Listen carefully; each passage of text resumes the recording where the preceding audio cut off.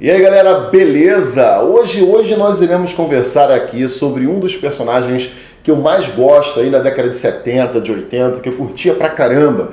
E que agora, em setembro de 2021, em plena pandemia, ele chega no cinema. Eu estou falando de Shang-Chi, o mestre do Kung Fu. Né? Que pra quem não conhece, é um personagem que é um sósia do Bruce Lee ali da Marvel. Hoje nós estaremos falando aqui sobre ele no quadrinho, como ele funciona, quem ele é, certo? E em breve estaremos fazendo um vídeo aqui sobre as minhas impressões acerca do filme. Então fica ligado. Eu sou Luiz Cláudio Gonçalves e você está no universo simulado, porque a realidade não é o suficiente. Vamos nessa!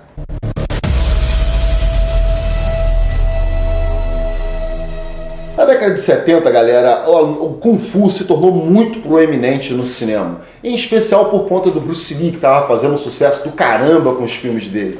O Bruce foi, certamente, o primeiro ator a trazer uma coreografia de luta, assim, muito maneira, né? Muito estilosa, com aqueles gritinhos dele, né? Uá, tchau, tchau, tchau, a usar muito chute. Na época, os heróis geralmente faziam cenas assim, na luta, era muito projeção, no estilo judô e muito boxe, né, cara? Não tinha muita coisa assim de chutar, né? Esse tipo de coreografia muito doida que o Bruce Lee traz numa série chamada Besouro Verde. Nós temos que falar sobre Bruce Lee aqui e os seus sósias, porque tem muito sósia do Bruce Lee, meu parceiro. Vamos tirar um dia pra isso. Se você quiser que eu fale um pouco sobre Bruce Lee, sobre essa arte marcial aí da década de 70, comenta aqui, né? Coloca nos comentários que eu vou trazer pra vocês. Fica ligado que nós estaremos falando sobre isso mais pra frente. Então vamos lá, aí tava aquela parada assim que nós chamamos de orientalismo. Vale lembrar, galera, que na década de 70 tá rolando forte ali a contracultura, tentando criar um parâmetro diferente de sociedade. Por quê? Porque a sociedade branca, cristã, né, civilizada, tinha levado o mundo para duas guerras e uma guerra fria, né, parceiro? Então a galera começou a pensar em outros modelos de sociedade. E foi quando a arte marcial, né, a acupuntura, o yoga chegou com força aqui no Ocidente. Sempre tentando trazer uma nova visão de mundo.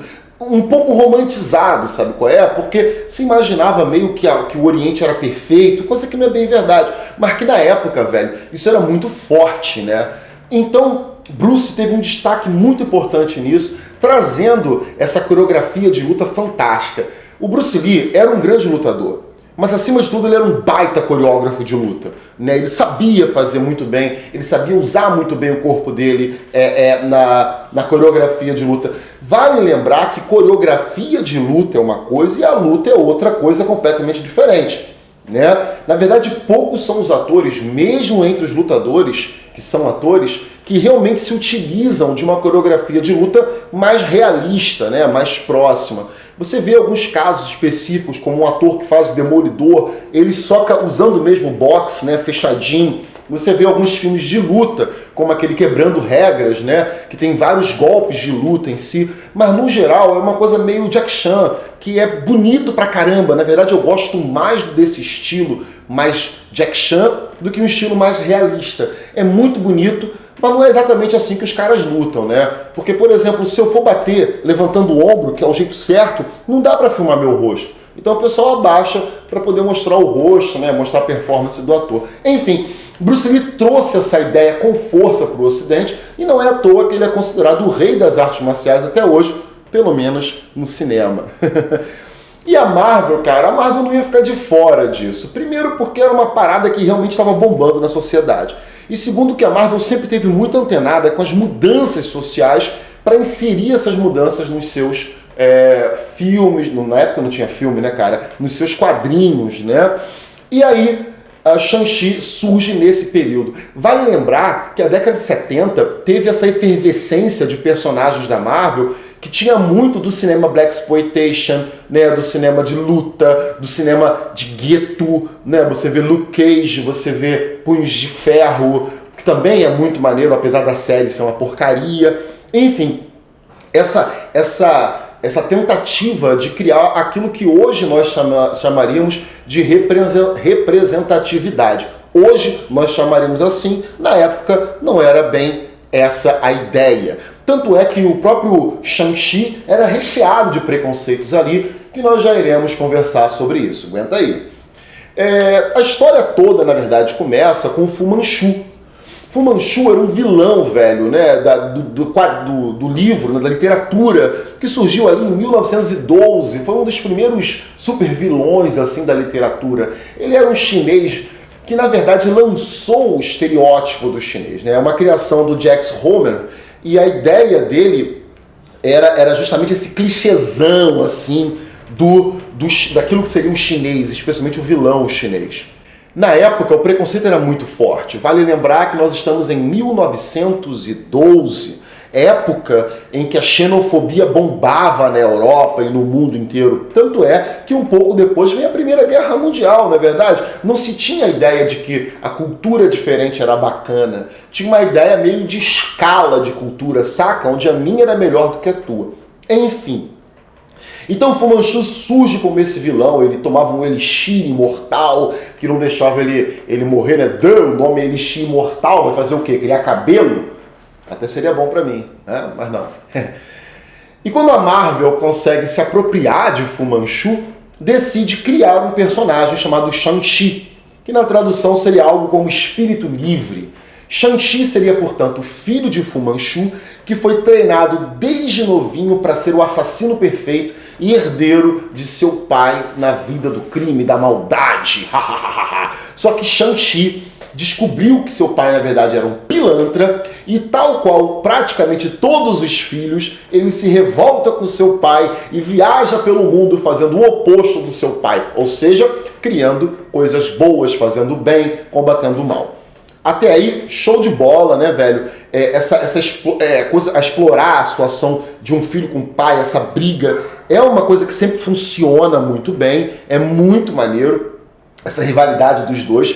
Vale lembrar que o Shang-Chi é uma criação de Jim Starlin, que é o mesmo que nos agraciou com Thanos e com Dreadstar. Cara, Dreadstar é bárbaro, especialmente no início, né? Mas enfim, depois vai ficando meio ridículo. Um dia nós podemos falar sobre Dreadstar aqui também. Escreve aí, que vale a pena falar pra caramba, assim, Dreadstar é muito bom. Então, Shang-Chi surge logo no início da década de 70 com essa pegada. Só que ele também tinha muito preconceito enfiado ali, né? Eu lembro que eu achava curioso, eu li o Shang-Chi na etapa dele que eu acho mais maneira, que foi a época em que ele trabalhava para o MI6 na Inglaterra, ele fazia parte desse grupo de espionagem inglesa, né? E eu achava aquilo bárbaro, as histórias eram muito boas, velho. Eram muito boas mesmo. Mas tinha uma pegada de preconceito muito interessante, porque ele usava um kimono, em chinês é outro nome, gente, não é kimono, mas eu realmente não lembro, eu peço perdão aí para os professores de Kung Fu, desculpa.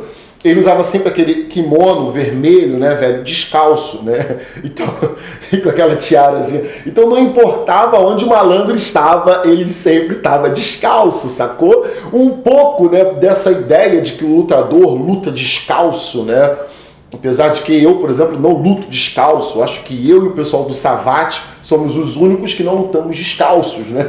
Mas enfim, pelo menos não fora do tatame. No tatame tem que ser descalço, senão você rasga o tatame todo. Mas voltando.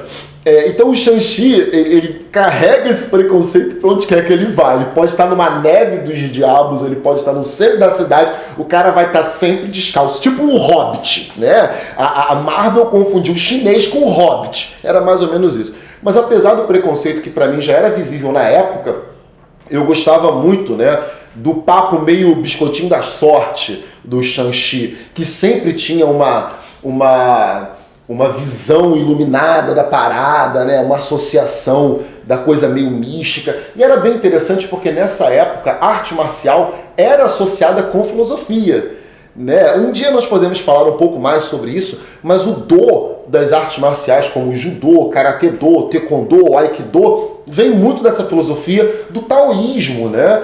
E se associava, se imaginava que o lutador era também um baita de um filósofo, né? Hoje isso meio que se perdeu. As pessoas já não esperam isso, imaginam muito mais que um lutador seja um valentão do que um filósofo, algo extremamente equivocado. Ou a sociedade está errada ou os senseis estão errados, porque ser lutador é sim carregar em si uma filosofia marcial que muitas das vezes nos ajuda a vencer os combates. Mas vamos voltar aqui. O Shang-Chi, quais são os poderes do Shang-Chi? Shang-Chi não tem poder não, parceiro. O negócio dele é a trocação, o soco, ele é muito bom de pancadaria. Ele foi treinado em todas as artes marciais, mas ele é melhor no Kung Fu. Ele se utiliza de algumas armas, como por exemplo o Chaco, né? Essa arma maravilhosa que o Bruce Lee também se amarrava, que eu particularmente não sou muito bom, mas ele se utilizava do Chaco. Além disso, ele tinha uns braceletes à la Mulher Maravilha, sabe? Que ele defendia tiro com aquela parada. Defendia tiro com bracelete. É isso aí, viva lá Marvel. E também aparecia de vez em quando com os shurikens para ele poder arremessar. Não é isso aqui não, isso aqui é outra coisa. Os shurikens, né? Que ele podia arremessar no oponente. Então, Shang-Chi carregava muito desse estereótipo do chinês, que já veio de seu pai, mas que ele foi com o tempo, né, mostrando sua própria personalidade. A Marvel colocou diversas versões do Shang-Chi, nenhuma fez tanto sucesso, ele nunca foi um personagem tão proeminente, mas sempre reservou muito do carinho dos fãs, né? Eu incluso, né? Sempre fui muito apaixonado, especialmente por essa etapa do Shang-Chi como agente secreto inglês. Eu espero conseguir ver isso. Eu vou ver o filme amanhã, eu estou super animado, eu estou realmente muito afim de ver. Eu espero que a Marvel não faça mais um filme genérico estilo Marvel, porque eu estou cansado disso, né? Mas que traga pra gente, quem sabe, um pouco da espionagem no padrão do MI, do MI6, quem sabe também traga uma coreografia de luta bem bacana, porque eu acho que a gente merece isso, não é verdade? Uma coisa meio John Wick, uma coisa meio Matrix, né? Seria bem legal. O biscoitinho da sorte, que é o nosso querido Shang-Chi, cara, com aquelas filosofias dele. Eu acho que ele e o Surfista Prateado são os caras mais biscoitinhos da sorte da Marvel. Enfim, esse sou eu, super empolgado para ir pro cinema amanhã ver Shang-Chi, certo? A lenda dos 10 anéis é anel pra caceta, né? Eu quero saber como é que a Marvel vai fazer para colocar o Fu Manchu, velho. Porque o Fu Manchu, ele tem direitos autorais em relação a ele, e eu não sei como é que vai ficar isso pro cinema. Então, fica ligado que assim que der eu vou trazer um vídeo para vocês aqui explicando as minhas impressões sobre Fu Manchu. Eu espero que eu goste. Se eu esqueci de alguma coisa, se ficou algum detalhe de fora, anota aí nos comentários, porque a gente vai estar falando aqui. Mano, eu adoraria ver uma cena de luta entre o Shang-Chi do filme e a porcaria do Punhos de Ferro do seriado. Porque aquele cara é um bosta, ele é um bailarino, não lutador. Eu sou Luiz Cláudio Gonçalves. Se você gostou desse vídeo, clica aí, distribui para outras pessoas, se inscreve no nosso canal e até a próxima. Paz, crescimento e força. Os